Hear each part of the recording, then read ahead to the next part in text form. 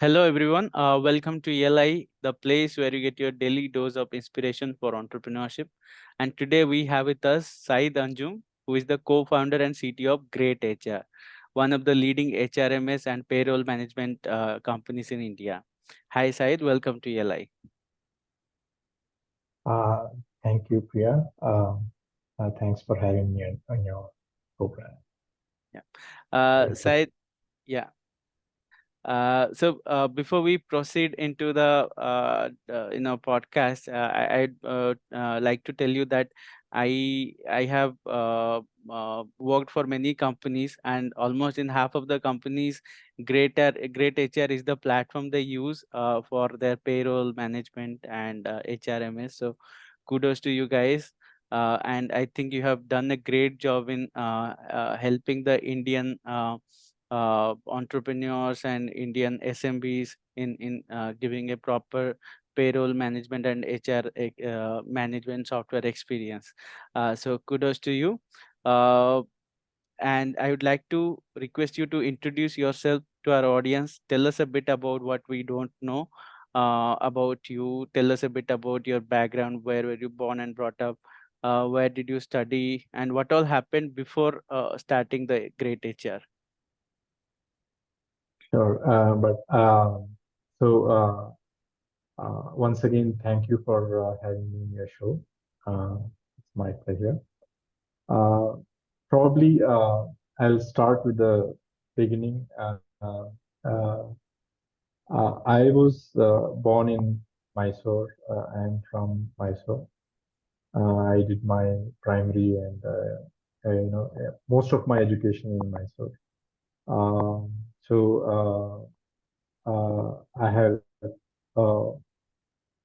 at times been not a good student and at times been a very good student. So I have moved between those two phases. Uh, During my college days, I got bit by the computer's bug Mhm. very severely, and it really had a huge impact on me. I just happened to be going through one of my friend the course materials. He was attending some NIT courses, and from then on, the bug really caught me. And I once I passed out of my BSc, I was very clear that I had to do only computers. There was nothing, no other options in front of me. And I got into my MCA. Fortunately, I was had scored high, and therefore I easily got placed into the course of my choice. Mhm. And since then, I have never looked back, and computers continue to be my passion. And the whole endeavor has been to use software and leverage software for the benefit of businesses right from day one. And that's how we got started. In fact, the other thing is that during college, in our final year, uh, it just occurred to us, why shouldn't we start our own business and get started as such? Because usually in 94, when we were just passing out of college, the normal route, which 99% of the people followed, was that there was a huge demand for software professionals. And a lot of these big companies, the Infosys, Wipros, and all the big, top companies, used to mostly pick up the batches from campus itself. There was no need for job hunting or any of those things. It was very clear the path was to get into a large company, then get into get your US visa, because that was the next step in the journey. Uh, and most people at that time also used to switch over in the US and get a join a local company there or things of those sort. And it was a set pattern. That's what all of our seniors did, and that was what was expected from most of us. In fact, I remember myself attending one of the campus interviews. But during that time also it occurred, why not, you know, instead of being joining the army of people and mostly working on old code maintenance work and things like that, why not do something innovative and why not do something new and path breaking? So we were probably the odd ones who had this thought in college, and this was before startups were fashionable. In fact, it was downright negative to have a startup because uh, it meant you couldn't get a job. The startup culture had not yet seeped in. Today, it's very, very fashionable to be a founder and a startup, but things were much different at that point of time. It was, not really a good thing to do. But we have always, followed our passion, and we started our career as entrepreneurs right from college. And we have not had the good fortune to work for someone and learn at others' expenses. We have had to pay all of our expenses on our own as such. Mm. And we have learned the entire A to Z of what a business is and how to run a business uh, on our own. So that's how it all started. Okay. Uh, what all? Curious to know what all you did to start this venture. Like, tell us about the first month. Like, did you start by writing codes? How did you get your first client? What was your MVP, minimum viable product? Like, tell us about it. See, it's nice to imagine that that's what everybody teaches about entrepreneurship, that you study your market, you develop a project report, find out where the potential is, what's the need. And I think it's now very well developed way of figuring it out, whether it makes sense to enter a market and be an entrepreneur. But at least in our case, first of all, we didn't have as many startup resources as we have and startup experience as to how to do a startup. And the world was more insular also at that point of time. Like, it's not such a small place like it is with internet. And today, any kid in any corner of the world is well aware of what's going on in the other side of the world. But at that time, we were not well aware of all of these things. We just jumped headfirst. We didn't figure out whether it's a good idea or a bad idea and how big an idea it is, kind of a thing. All we knew is we just wanted to start a business and be on our own. And probably it was inward looking more than customer focused to start with. But we quickly learned that you grow and you thrive only by serving customers. So there was no, just like, for example, all of us, when we start our careers, there is this nice grand moment where it's the first day of office, and Mm. maybe we are welcomed if it's in a big company, or in one way or the other, you can distinctly remember, it's etched in your memory what your first day was like. Unfortunately for us, it was a series of first days, and a lot of false starts, a lot of start stop kind of a thing. Uh, and Actually, since we started out of college, there was also a few breaks. We had to complete our course, we had to attend our exams, and we had to complete our vivas and those kind of things. And during that time, the company was also in existence.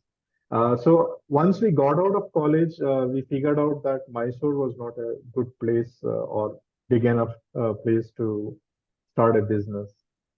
So we migrated to Bangalore, which was much more bigger city, but still it was not the happening city it is today. It was early days for Bangalore as a software hub, uh, and we moved there. And luckily, our very first customer was Brook Bond, a Hindustan Unilever company.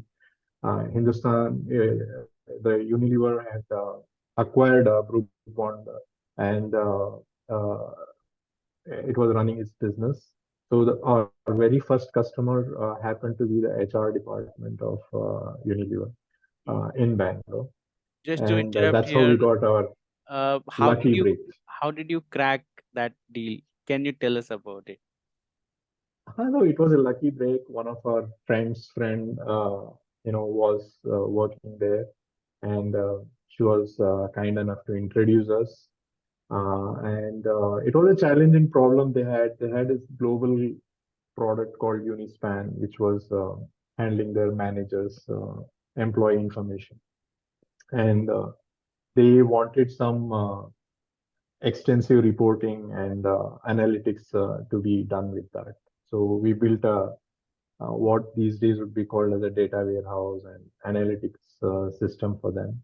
And they liked it, and they called us and gave us more and more jobs. That's how the ball got rolling. Mm. So HR as a domain, can you explain to us why did you pick HR? Because uh, I understand you are engineering students. You could have gone to fintech. You could have gone to any other lot of vertical and horizontal SaaS. Why did you pick HR as a vertical? So, see, this goes back to the previous thing that it was not a very, planned out thing. Like we analyzed 10 different domains. Should we get into finance or HR or accounting or logistics or things like that? In fact, in our early days, we did all of the above. Like we worked for a logistics company, we did their container management software. We tried to develop probably one of the earliest outsourced product development for, we tried to do accounting software for a Dubai-based business. We did a ERP for a government company in Bangalore. So initial days we were finding our feet, and we were trying to just write software, and we were prolific and we were doing many things. But the fact is, the very first project we did was for a HR department, and we learned a lot from that engagement. And they kept calling us. Like we worked on many other projects for the same HR team. And as it happened, as and when the managers at HR managers and HR leaders at Groupon left and joined other businesses, they realized they had the same problem there, and they knew we had solved it for them. So they just wanted us to come there and also offer the same solutions. And pretty soon, in the first 2 years of our thing, we were already spread out. Like we had worked for a Delhi company, we had done for a Kolkata company, we Mm. were doing work for Mumbai, we were doing work for Chennai. So we had, started spreading ourselves quite early in our career. And at that time, we realized that we were doing more and more HR work, and realized that, and mostly we were working with largish multinational companies and big companies. We were not dealing with small businesses. And we realized that even in these multinational companies, there was a need for good software solutions. And that's how we ended up doing more work for HR. Uh, but initially, we were not really, thinking I'll be a HR business. We so Generally, when somebody says, "Why did you pick uh, HR as your target uh, area and market?" I always say, "We didn't pick HR. HR picked us." Right. Now, Yeah. tell us, you understood that most of the projects you are doing are into HR, so you thought, okay, let's specialize into HR. But then coming up with a proper SaaS product, that's a different game altogether. You have to do a lot of things, right? You have to package things, you have to do marketing, and can you tell us how did that journey happen? What all challenges did you face? Yeah, so see, actually, as an entrepreneur, we have three different phases or avatars of our business, and we have pivoted from each one of them. Although the legal entity is the same, and we are the same founders, and we have always been the thing, but we have actually done three or four different businesses under the same umbrella. So initially, when we started off the business, we were doing bespoke development. We were doing all sorts of projects, and that Avatar was up to the first 5 years, and we had accumulated a huge number of customers and projects, and we were all over the place. And it was a small team of 30, 40 people trying to do that. And with Y2K, we had inflection point. There was a recession. There was a dot-com bust. And also technology was rapidly evolving. And for example, .NET came into picture, and we had to make a tough choice of whether to go the .com and Microsoft route. We were a Microsoft shop till that time, and then or to go open source. And bet on open source. We thought open source, particularly in the Indian context, would be the right model because right from early stages, we are very clear affordability engineering would have to be one of the key cornerstones of a successful business if we were to serve Indian businesses. It's okay if you were serving international clients, but for various reasons, we have always been uh, bullish on India. And while my brothers have been abroad for most of their life, working life, they have settled abroad, and most of our relatives and most of our friends, because all of our classmates after getting out and getting into these Wipros and Infosys, whenever we used to meet, their only concern is mera visa kab aayega and where is my visa coming in. Being in Bangalore and being in this environment, uh, I think the options were very clear that we could do a lot of international business and serve a lot of international customers and be outsourced manpower business like any of the biggies. But we continue to, think, okay, there are enough people doing that. Let's, follow our passion, which is let's try to serve the Indian businesses. Nobody is serving them. And so we had this, different bent of mind. So while we were serving Indian businesses, we knew Indian businesses were very cost conscious.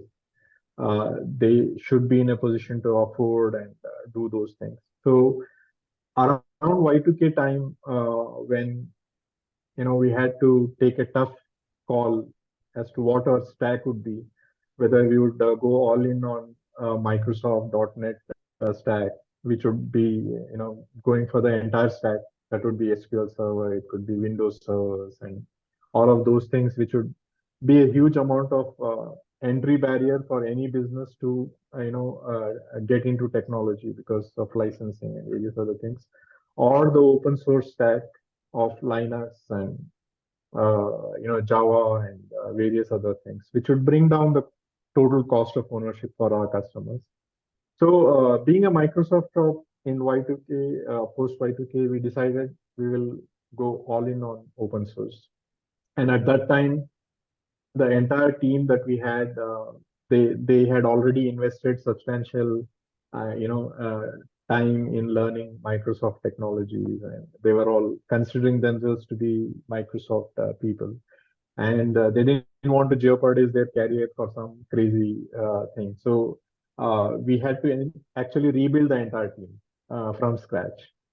And at that time, we also figured out we were, doing too many things, and we were probably one of the earliest product companies in India where we Yeah. decided we will become a pure play products company, focused only on HR and payroll, and we will do nothing else. And we used to get tempted by a lot of large companies coming and say, build this for us and build that for us. And I think I'm proud that we were very disciplined in saying, we like the business, but no thanks. And we continued to pursue our product journey because we saw a lot of sense. And that was another avatar of ours, where we were a product company doing HR, enterprise HR software, and we were serving only large businesses. Like, as I said, our pedigree is that we have been, our start was a big business, a huge conglomerate like Hindustan Unilever, and we did lots of good work for them.